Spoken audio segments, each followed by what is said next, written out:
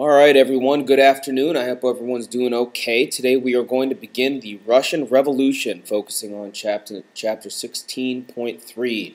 Now, throughout the Great War, we see that Russia was an integral part of the Triple Entente. They were the largest of the three groups. They had the most soldiers to fight, truthfully the most bodies to lose. Unfortunately, Russia is not terribly successful at war. The only reason they're not failing miserably is that there are so many men fighting. This leads the people of Russia into starting to scratch their head and think, is this really the best way? First and foremost, what I want to do is I want to give you guys a little picture here. The Russian Revolution is born very similarly like the French Revolution. It was all based off of that idea of the relics of the feudal system and that pyramid. We always have been referring back to that pyramid here in class, where the czars on the top, the officials, the nobles, then the middle class.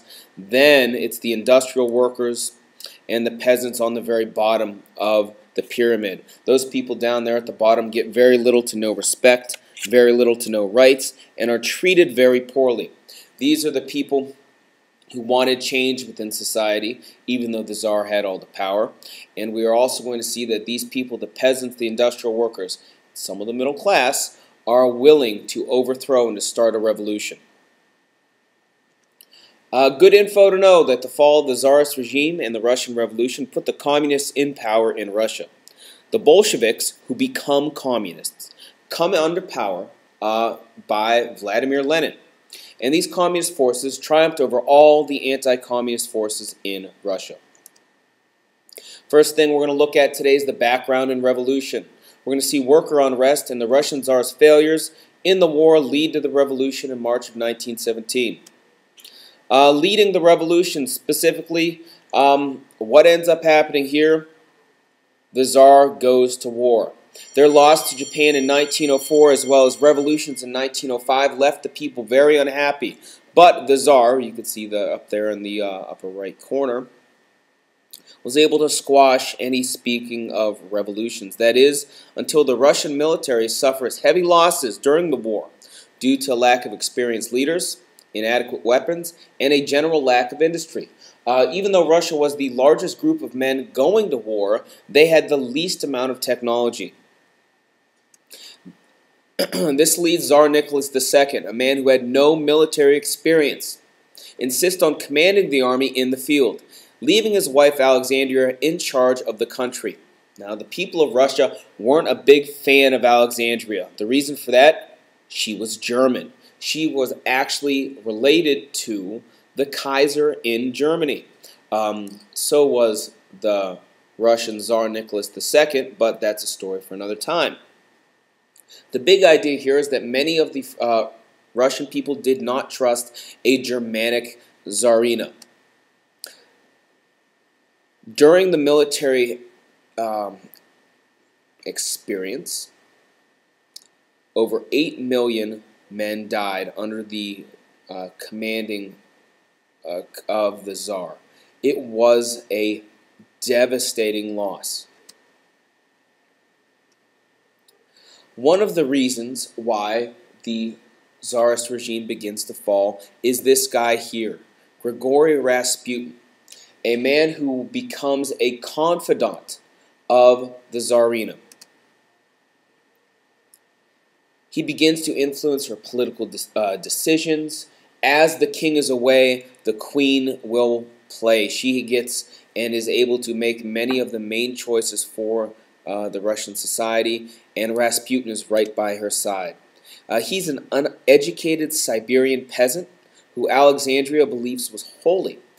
He was considered a healer by most, an Orthodox priest. And the reason why she considered him holy is because he was able to stop the bleeding of Alexandria's hemophiliac son, Alexei.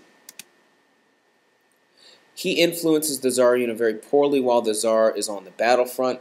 One of the main reasons why she keeps having Rasputin by her side is because he's a very influencing, very powerful man, and she views his ideas as being the best thing for the country.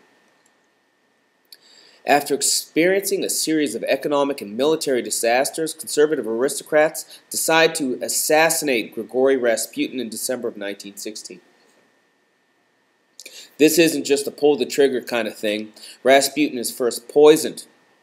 When the poison doesn't work, he is shot.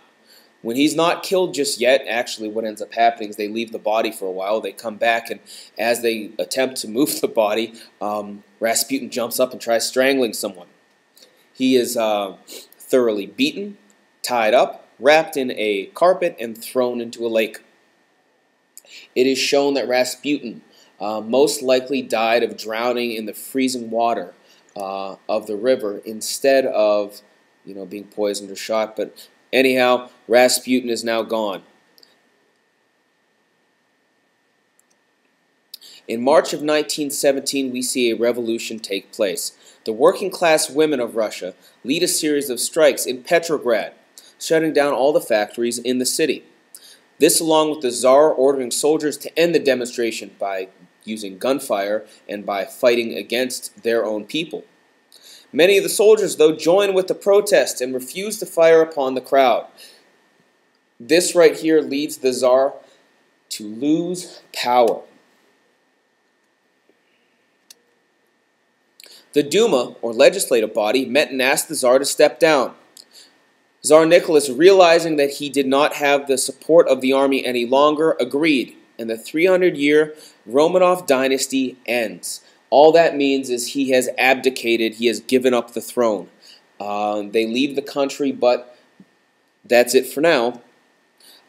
In the stead of this abdication, the new leader, Alexander Kerensky, decides to stay in World War I. Instead of, like many people wanted to, pull out. Many people wanted to end the Russian experience in the First World War. Kerensky, though, believing that it would show bad form, and not only that, Russian weakness if they pulled out. As you can imagine, that's Alexander Kerensky there. Next up, we're going to see that the Soviets begin to form an army. Factory towns and rural areas begin to challenge the government, the provisional government's power. What is a Soviet? Soviets are councils composed of representative forms like farmers, workers, and soldiers. These Soviet groups are not like you're thinking maybe Soviet in today or in the 1990s, but these were councils of people. They represented the radical socialist theories that the lower classes should have a larger stake in society. People like this guy here, Leon Trotsky, were very aggressive Soviets. Well, we're going to see a transition from the Tsarist regime to a communist regime. We're going to see this by a guy named Lenin, and the Bolsheviks, who become communists, gain control and quickly overthrow this provisional government and Alexander Kerensky. The Bolsheviks were a small Marxist party that turned to violent revolution under this guy here, V.I. Vladimir Lenin. The Bolsheviks and Lenin believed that they should gain control of the Soviet groups throughout Russia and use them to overthrow the provisional government, that they should take and use those Soviet groups, those military, and the commoners, the farmers, the workers, to overthrow the weak provisional government. The Bolsheviks promised to do a few certain things, and they sound wonderful to the peasants, to the workers, and even to some of the middle-class people. These promises were to end the war, at least Russia's version of the war, to redistribute land, to give land to the peasants, to transfer government powers to the Soviet groups, and to transfer factories and industries from capitalists to committees of workers. Again, all about redistribution of both land and wealth for all the people, and establish essentially a communist government. The Bolsheviks and early communism on November 6th, the Bolshevik forces are easily take control of the government and outwardly turn over the power of Congress to the Soviets. So now the Soviet groups, those organized military men and leaders throughout the Russian nation are now the official acting Congress. The Bolsheviks renamed themselves the Communists and begin to focus on peace, and instead of outwardly just fighting and overthrowing government, focusing on bettering the Russian nation. By March 3rd of 1918, Lenin signed the Treaty of Brest-Litovsk with Germany. It gives up eastern Poland, Ukraine, and Finland, and the Baltic provinces to Germany.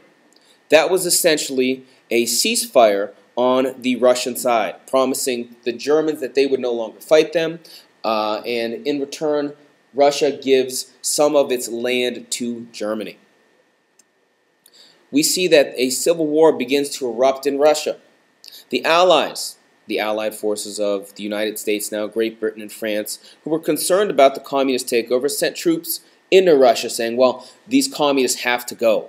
And so they send aid, they send troops to the anti-communist white forces to battle the communist Red Army.